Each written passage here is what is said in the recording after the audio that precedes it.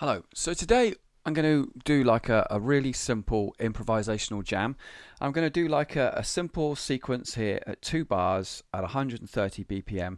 I've already set up my sequencer here with the basic MIDI tracks, so it will sync my machines here. And I'm just going to start off with something simple. So to start with, I'm just going to start with a bass line, as in a drum bass line. So I'm just going to get this right here. So there we go, so a nice little kick there. And so what I'm going to do is I'm just going to put in a basic 4 on the floor bass beat, and then from there that's when my improvisational skills come from, and all my ideas. So here we go, so I'm going to go 1, 2, 3, 4. So now I've got my bass kick. So and then I'll go across to like my TB3 synth here, and I'm going to think, right, what can I put in there? So let's have a look. A bit lower. That sounds good.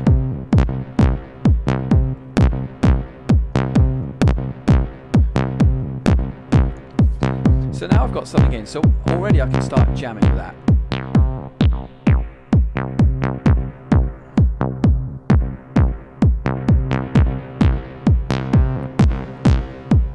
So jamming there, I'm just doing a bit of variation. I'm now going to come back to my drums now, and I'm going to add something else, maybe a bit of clap. Yeah, so I'll do some of that instead.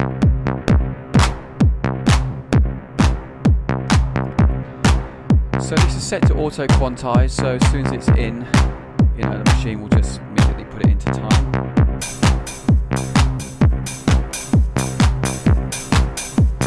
Bit of hi-hats there, so here we go.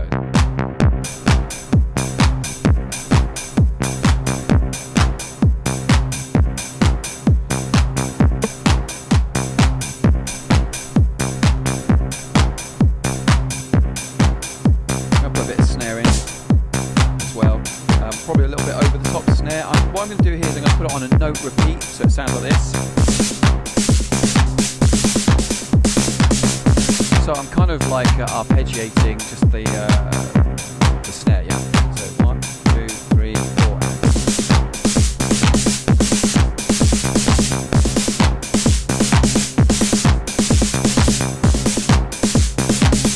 Now obviously that's a little bit over the top, so I'm just going to mute that for a minute off my actual machine here. Okay. Now.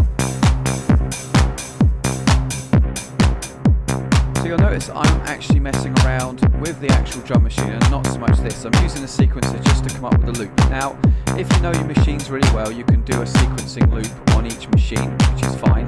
But again, that can have some drawbacks and some problems. If you want to mute multiple instruments all at the same time, that's a problem. So I tend to use this thing here so I can mute multiple instruments at the same time.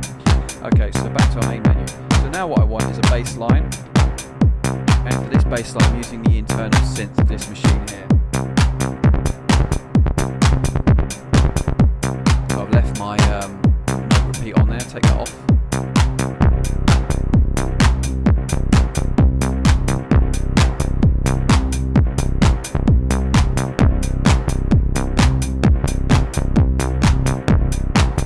Bass line in, it's starting to sound quite cool now.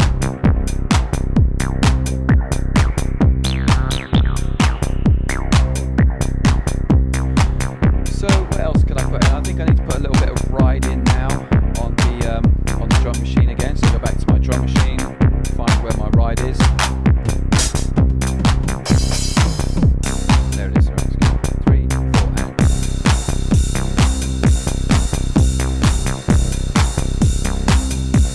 Now, whilst that's doing that, I can then use my hardware to manipulate that. Mute that for a minute as well. So now I've got something going on the TB3 and on the drum machine and on the bass line from this machine here. I want to now come up with something arpeggiator-ish on my DO5. So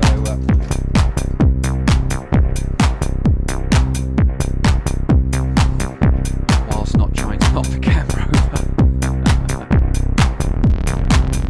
That's a bit too low.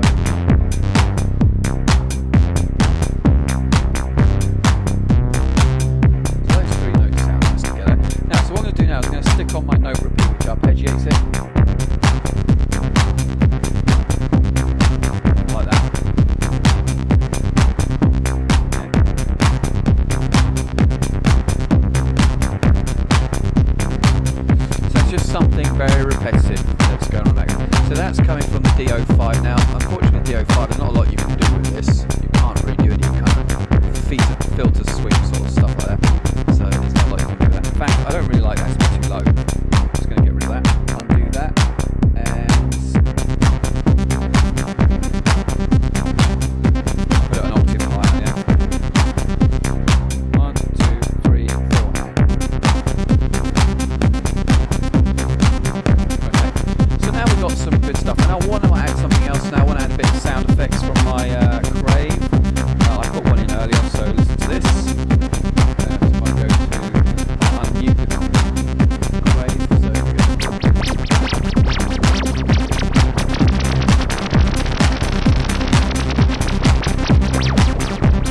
it's always good to have a bit of sound effects in your music. I like a bit of sound effects. So we've got quite a lot going on there now. So, and then I'm going to add one more thing, which is my Wasp synth. Again, I want something kind of arpeggiated. I don't know what I'm going to do yet, but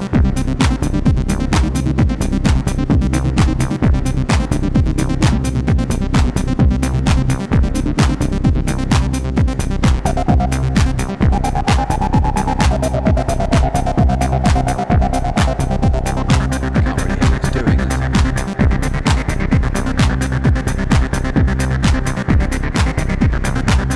Yeah, I like that.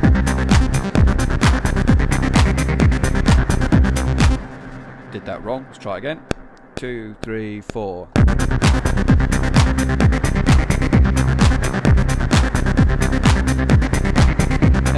sounds right. And so, right, I've got all of this stuff going on now. So, again, with your hardware jamming, you want to manipulate everything that's going on.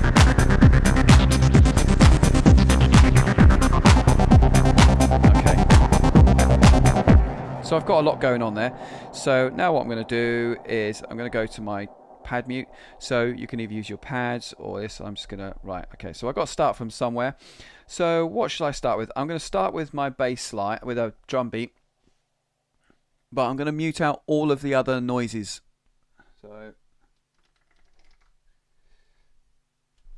So all I'm going to get to start with is just a kick. Okay, here we go. Now I'm going to start with my TB3, putting that in, but I've turned the volume down. I'm going to turn up the reverb, and I'm bringing it in.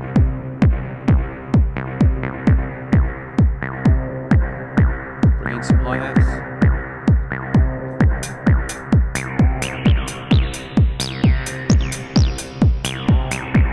Mess about with hi-hats.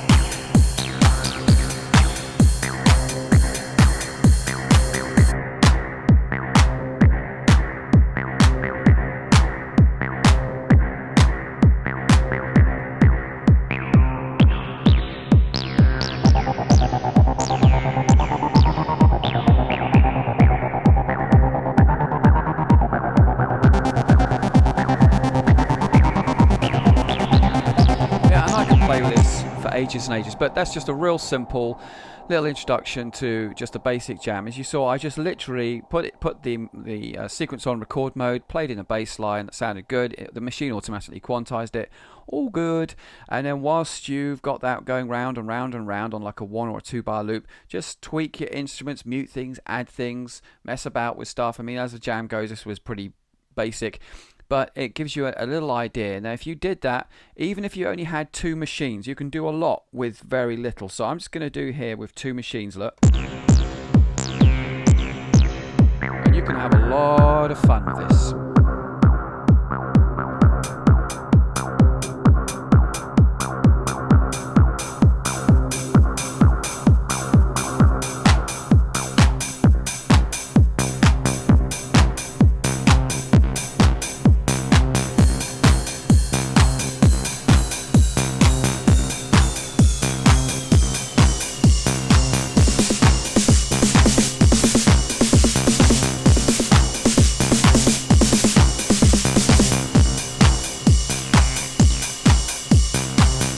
So there you go. So have lots of fun and enjoy yourself. And it's from this kind of stuff that I find that most of my creative ideas that turn into actual songs come from.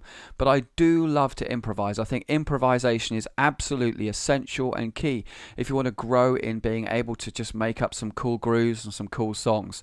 And it's just a great discipline to have. And it's great to be able to go somewhere and say, hey, look, let's just do a live set for an hour. What we're going to play? I don't know.